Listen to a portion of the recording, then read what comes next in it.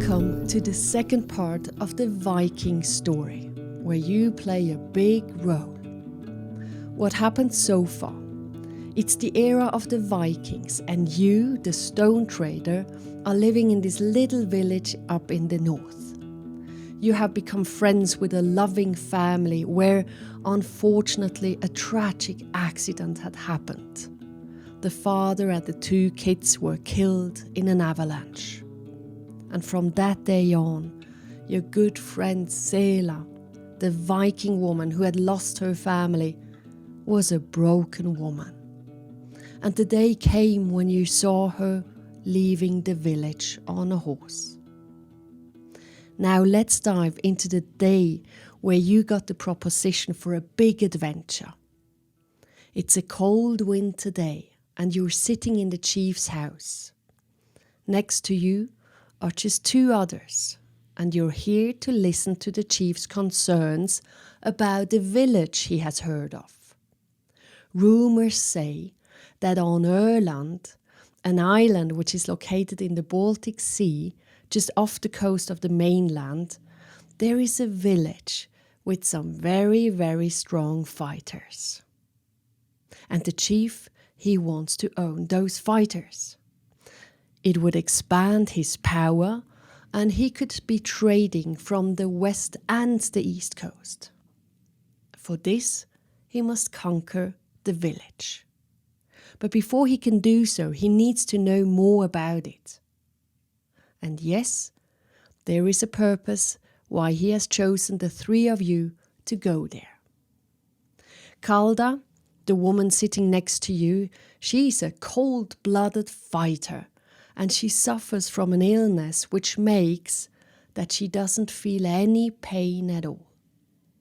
She doesn't speak much though, but she will protect anyone if she is told so. So you're in good hands with her. And then we have Yoru, the seer. Yoru has the gift to see stuff that nobody sees, which of course is essential for the chief's strategy. And why is there you? Because you are an excellent socializer and networker, and you make friends fast.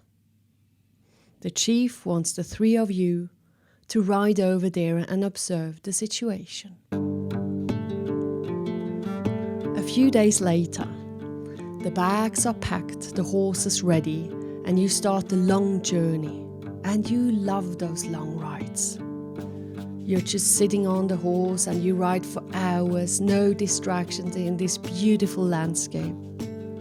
You advance slowly, but you advance with every step the horse takes. It's just you and all your thoughts wandering through your mind.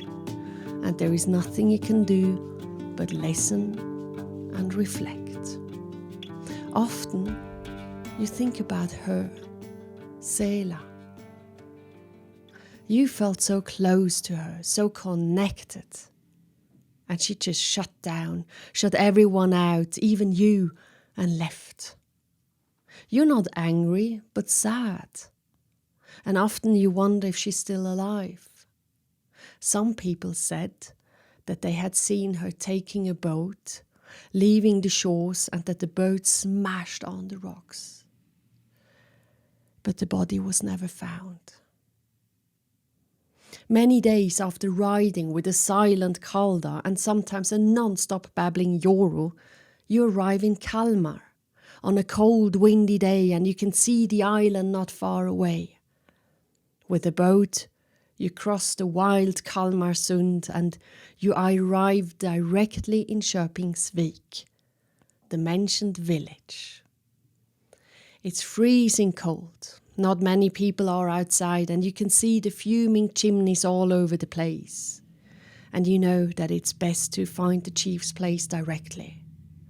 That's when Yoru starts walking into a direction. You follow him. But this time it wasn't Yoru who had seen something. He just had better ears than yours, because if you would have listened carefully, you would have heard the noise, the sounds of laughter and roaring coming from the town hall. Kalda passes you two, opens the door, and steps into a grand feast. There are some kinds of scenes in there. You spot people singing, eating, drinking, kissing. It's wild. Is the chief here somewhere? You ask a woman passing by. Yes, standing on the table over there. To the chief, someone screams, and everyone is cheering. To the chief. The chief is standing on the table with a huge smile, takes a deep bow, straightens the back again, calms the crowd down. The face mimics become severe and starts talking. Thank you, my friends, thank you. You believe I'm your chief, but I tell you I'm not. You think you need a leader, but I tell you you don't. You believe you are free. Yes, we are, thanks to you, screams someone from the back. The chief looks at him and continues talking. No, Frank, you're not. You're not free because you follow me. And you do whatever I tell you to do. Is that being free? No. As the chief of this village, tonight I have a few wishes. I wish I would be surrounded by men and women who can lead themselves. I wish I could sit next to you, Astrid, and you would tell me what you wish for yourself. I wish you could all tell me what you truly believe in without feeling that I will judge you. I wish you would have the openness to change every single day. Because if you stand still, you will become lifeless. And I wish that you can feel alive every single day. Many thoughts and beliefs you have are not your own. Listen to everyone around you, but just listen. And then you transfer what you have heard into your own belief. I wish you could stay curious of who you can become if you would cut yourself loose from the ropes that are holding back. It might scare you in the beginning because you will have a sense of floating in space without control, being all alone. But let yourself float, and again, listen carefully to your inner self. You will hear your fear screaming at you. You will hear your doubts crying. Just listen and wait. Don't ignore them, but don't answer them too quickly either. The chief looks around and then spots you. Her eyes flicker for a moment, and a small smile hushes over her face before she becomes serious again, but still fixing your eyes. Remember the day I came to this village?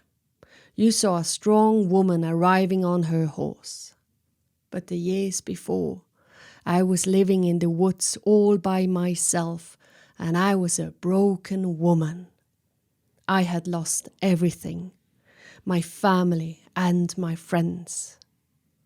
But in those years, being all alone, I found something, myself. Today I'm stronger than before. Why? Because I had to suffer, and because I had to face myself. That's when you face your weakness. That's when you face your fears and your worries. But it's also when you start to face your strength and hopes and dreams. And today I know that I cannot hold on to something. I can only appreciate. I can be thankful for what I have every single day. But I cannot hold on to it. And what if that there could be a chance that it will even be better afterwards than it was before? But we don't know. and we fear the unknown. But I tell you what I have learned. I wasn't able to evolve as long as I judged myself and everything that had happened to me. And I was so tired of not advancing and not getting better and as I wanted. So one evening in the woods, I just broke down one night on the floor and I wept like a kid. And that was when I let go of everything. I fell asleep and I had a dream. I dreamt that I was still kneeling on the floor, crying, when someone put the arms around me. I looked up and it was me. I apologized for being so harsh and severe to myself, stroking my head, and I felt those warm arms around me, and I felt secure and loved. I was loved by myself. For the first time in my life, I could feel pure love for myself. And I heard myself saying, it's all right. And it is okay the way it is. It's always okay the way it is. I woke up and the weight and pressure of my heart were gone. I was able to breathe. And it was the day I stopped running. It was the day I accepted how it was. And it was the day where I promised to be kind and to love myself. And when you're all by yourself, you will get to know the deepest you. And when you can love yourself, you will be able to love others. If you know what it means to be independent and free, you will be able to inspire your kids to become it as well. When you know that you can save yourself, you will be able to save others. And when you know that you can lead yourself, that's when you can lead others. You watch her, you listen, your heart is feeling so warm and you don't want to be in another place, just here, right now. And you want the time to stand still, and it does a little, but you know that this is just this moment. So you let yourself fall entirely into this beautiful, beautiful moment. And now you know what it was that has always amazed you about Sela. She just didn't know that she had it. Nobody knew. It's her inner strength. It has always been there, but hidden. And now she was living it. She was bathing in it. And that is when you understand and even feel that you have it as well, this inner strength. It's in there, and it will show up when it has to. Everyone has it. We just don't know, and sometimes we forget. And then we worry about things and stuff. But what if we could believe a little bit more in our capability and in our hidden inner strength?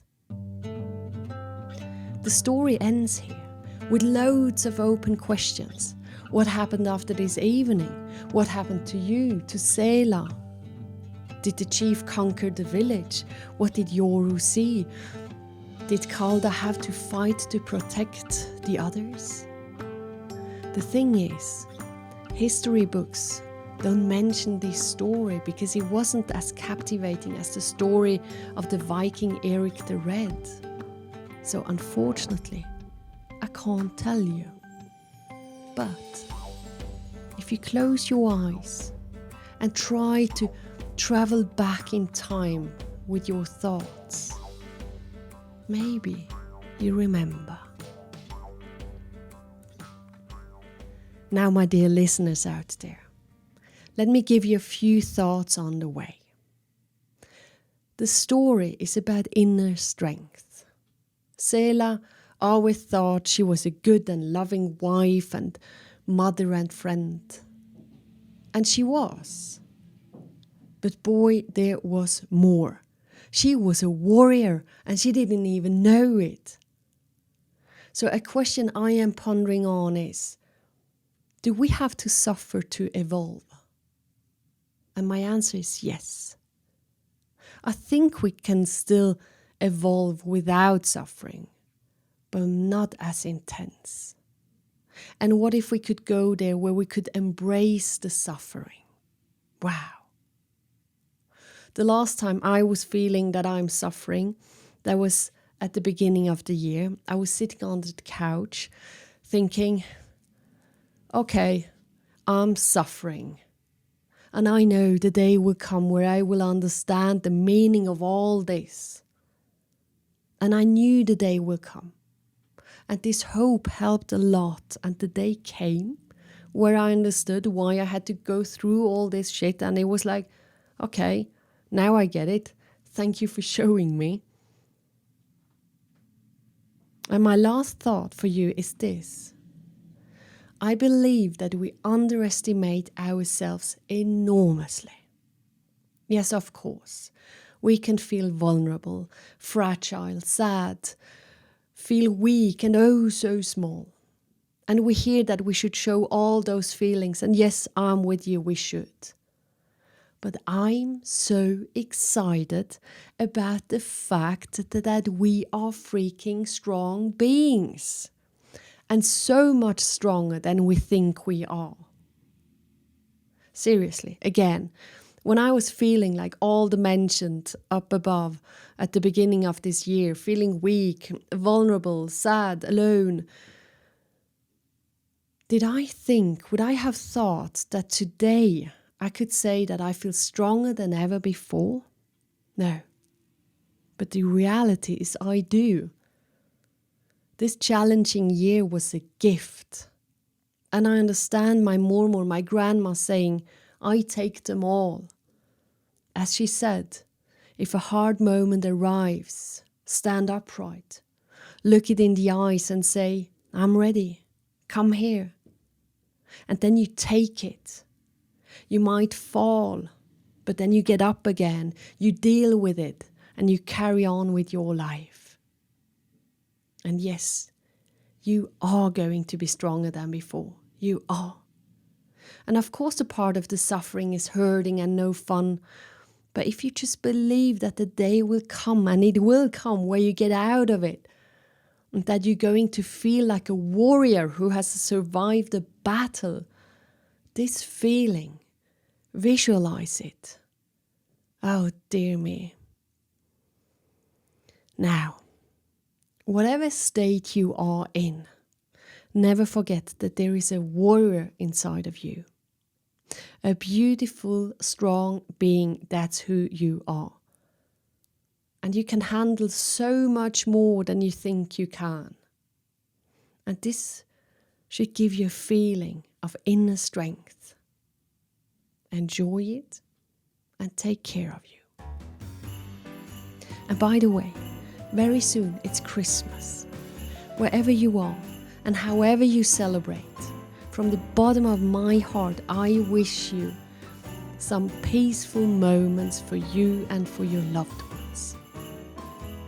And now I will go and pack my bags, because tomorrow I will be leaving to go to Sweden, because I have to go and start to write the book.